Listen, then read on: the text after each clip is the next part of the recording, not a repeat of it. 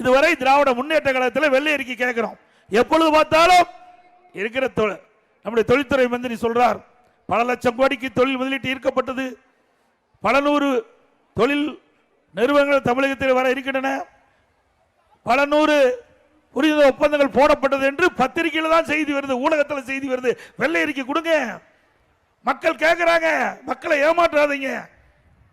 எத்தனை எவ்வளவு தொழில் முதலீட்டு ஈர்த்தீர்கள், என்னென்ன தொழில் வருகிறது, எவ்வளவு புரிந்துணர்வு ஒப்பந்தம் போட்டீங்க, அந்த புரிந்துணர்வு ஒப்பந்தத்துடைய நிலைமை என்ன, எத்தனை தொழிற்சாலைகள் இந்த அரசு வந்த பிறகு பயன்பாட்டுக்கு வந்திருக்கு என்ற செய்தியெல்லாம் மக்கள் தெரிந்து கொள்ள வேண்டும். வெள்ளை அறிக்கை கேட்டா இதுவரைக்கும் வெளியிடவே இல்லை. மீறி கேட்டா திரு ராஜா அவர்கள், தொழில்துறை மந்திரி ராஜா அவர்கள் பேசுறாரு, எடப்பாடி பழனிசாமி வெளிநாட்டில் போய் ஸ்பூன்ல சாப்பிட்டதே பெருசா நினைக்கிறேன்னு சொல்றாரு. நான் போய் வெளிநாடு போய் ஸ்பூன்ல சாப்பிட்டது பெருசா நினைக்கிறேன்.